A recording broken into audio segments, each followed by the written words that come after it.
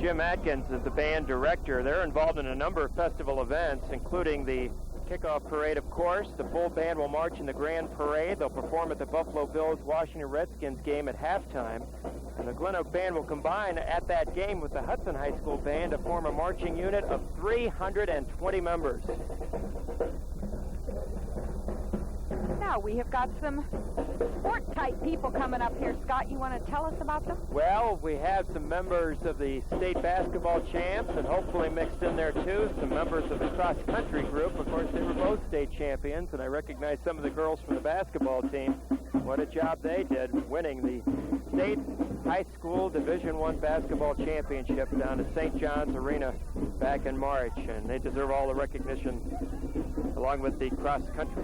Here comes our group, Zampino's Drum Shop and the Blue Coat Cadet Corps. Oh, they are terrific, aren't they?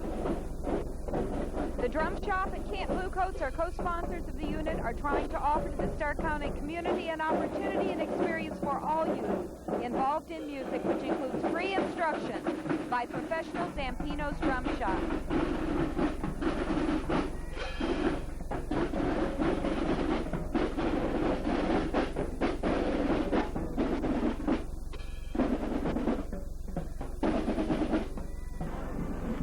Next, we have the GlenOak High School Marching Band from here in Canton.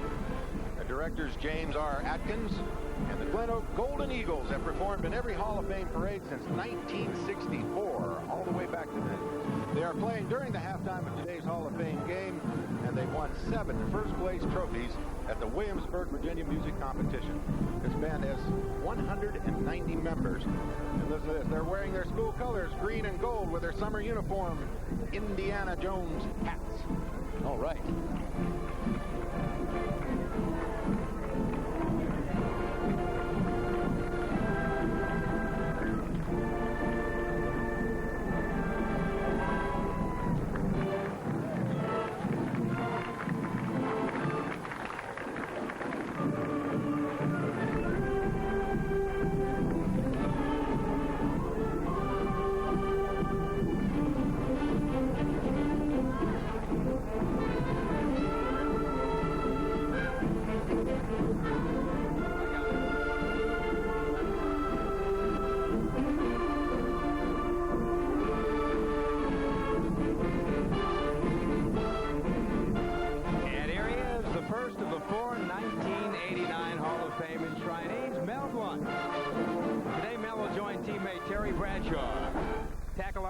And safety Willie Wood at formal induction ceremonies on the front steps to the Hall of Fame. Mel was elected in his first year of eligibility to the Hall of Fame. Does that happen very often, Larry? Not all that often. Most of us have to wait. In my case, I had to wait a year or two. Mel certainly deserves to be in the Hall of Fame, having run it. There's one of the owners, Art Rooney, getting... Of course, Larry, you know, you're from Stowe, and Hudson's not that far away from Stowe at all, or east of Ohio. That's right. This is the Hudson High School Marching Band, and the director is Mark Sartman, and this is the first appearance in the Hall of Fame parade.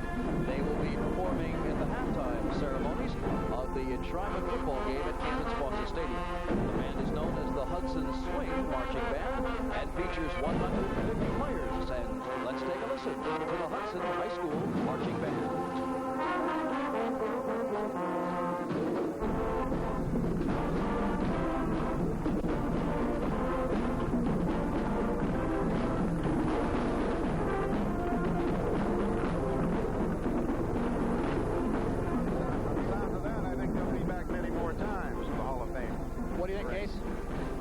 They're outstanding.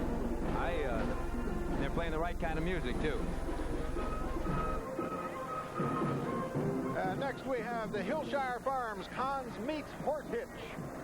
Looks pretty good. How would you like them to deliver in your front yard? The wagon is a reproduction of the actual Kahn's meat delivery wagon built to commemorate Kahn's 100th anniversary. Let's give a little listen to the Stark County Fair Band.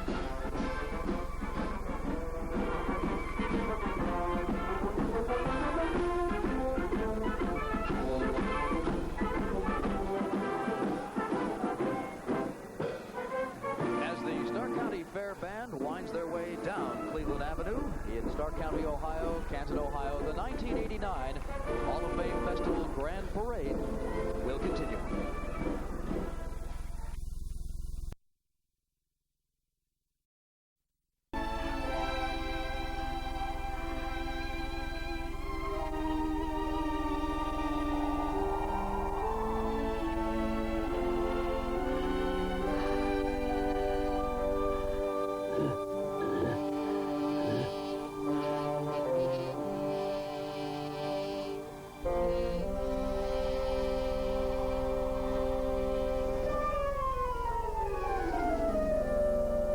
Slide for home, he had by instinct returned to the same den in which he was born.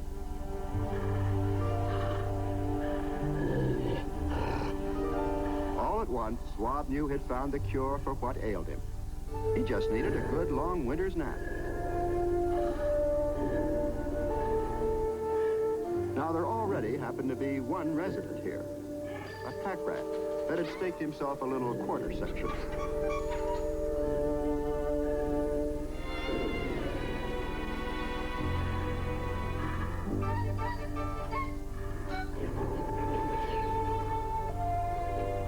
Considering the circumstances, the pack rat figured he wouldn't even... Was that a... Just wasn't room enough for him and that bear, too. And so at last, Wob began his long sleep. It would last all through the storms.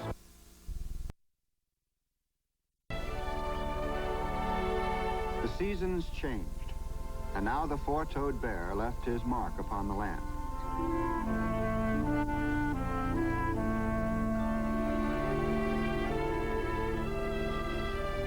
It was a pattern that repeated again and again as the seasons completed their cycles and became years.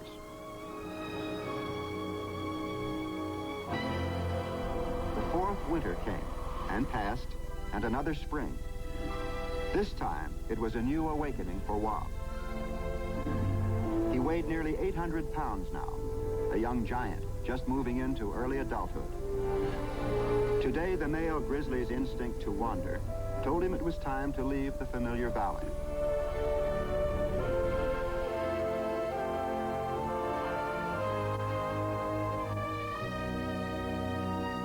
Then on this day in early summer, he moved into the headwater valley of the Gray Bull River.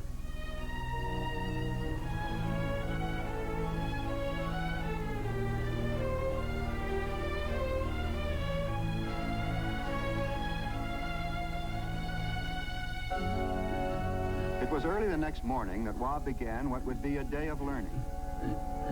Actually, he was looking for food, not education.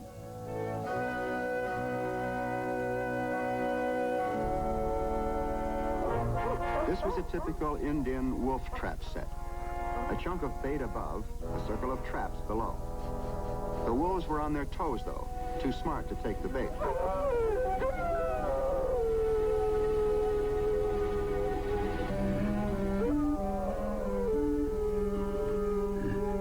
It sounded like something interesting.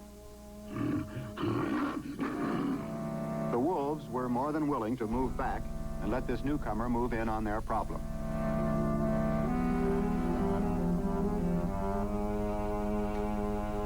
Wob was about to learn that in the wilderness, a free meal generally has a catch to it.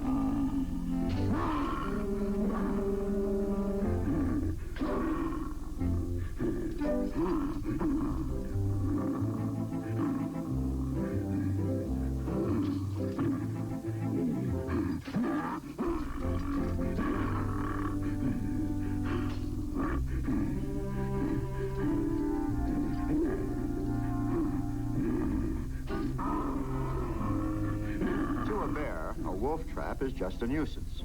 But Wob would never forget the scent of steel or the fact that traps mean trouble.